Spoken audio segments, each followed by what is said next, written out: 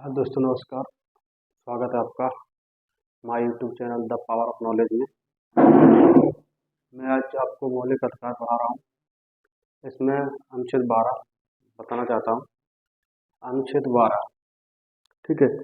आपको अगर मौलिक अधिकार पढ़ना है तो आर्टिकल 12 और 13 अच्छे से आना चाहिए, अच्छे से पता होना चाहिए, क्योंकि जो मौलिक अधिकार है इन्हीं दो अनुच्छेदों पर टिका हुआ है।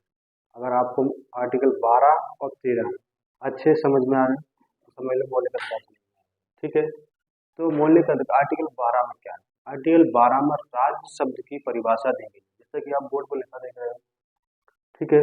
आर्टिकल 12 में क्या दी गई है? राज्य शब्द की परिभाषा। ये राज्य वो वाला राज्य नहीं है। कौन सा वाला? जैसे मध्य प्रदेश, छत्तीसगढ़, वो वाला राज्य नहीं है, ठीक है।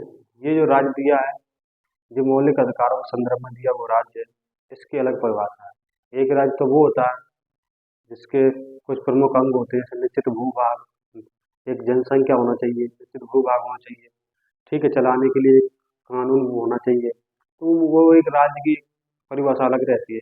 यहाँ पर हम बात कर रहे हैं मौलिक अधिकारों के संदर्भ में राज्य। तो मौलिक अधिकारों के संदर्भ में राज्य के लिए आपको 5 चीजें पता होनी, 5 से 6 चीजें दी गई। सबसे पहले क्या है? सबसे पहले देखा संसद, ठीक है। संसद, संसद में कौन कौन आते हैं? राष्ट्रपति, लोकसभा, राज्यसभा। लोकसभा इसमें निम्न सदन होता है, राज्यसभा उच्च सदन होता है। इसके नीचे देखा जाए तो विधानमंडल, अलग अलग राज्यों में अलग अलग राज्यों की अलग अलग विधानमंडल होती है। कहीं पर विधान परिषद है तो कहीं नहीं है, विधानसभा अकेली है। जैसे अपने मध्य प्रदेश में विधानसभा अकेली है, विधान परिषद नहीं है, ठीक है। तो ये विधानमंडल हो गया। केंद्र सरकार राज्य शब्द के अंदर मतलब अंतर्गत आएगा। राज्य सरकार राज्य शब्द के अंतर्गत आएगा, ठीक है। स्थानीय निकाय, स्थानीय निकाय बोले लोकल गवर्नमेंट। जैसे नगर अपने गांव में देखते हैं, ग्रामीण क्षेत्र में तो पंचायत, जिला पंचायत, जनपद अध्यक्ष, ये चुनाव होते हैं। तो ये मतलब गांव के ये आते हैं ग्रामीण पंचायत, ठीक है। नगर में देखो, शहरी में नगर पालिका, नगर परिषद, नगर निगम, ये तीन तीन चरणों बटे हुए। तो ये स्थानीय निकाय लोकल गवर्नमेंट किसमें आते हैं? राज्य शब्द के अंतर्गत आएंगे।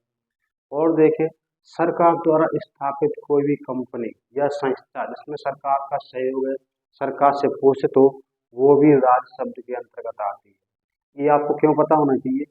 क्योंकि जब आप मौलिक अधिकार पढ़ोगे ना तो उसमें दिया गया है कि राज्य ये करेगा, राज्य वो करेगा।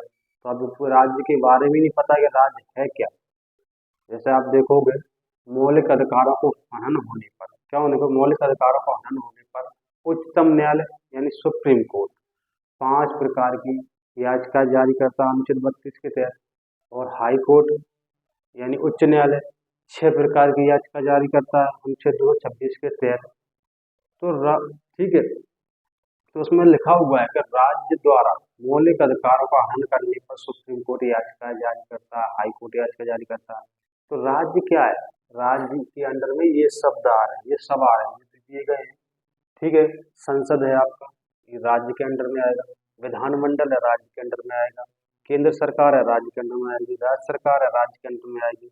विधान स्थानीय निकाय है, राज्य के अंडर में आएगा। सरकार द्वारा स्थापित कंपनी संस्था है कोई भी, राज्य के अंडर में आएगा। अगर इनके द्वारा आपके जो मौलिक अधिकार हैं उनका हनन होने पर आप सुप्रीम कोर्ट या हाई कोर्ट में चैलेंज कर सकते हैं, ठीक है। ये आपको, इससे आपको क्लियर हो गया होगा राज्य शब्द की परिभाषा, ठीक है।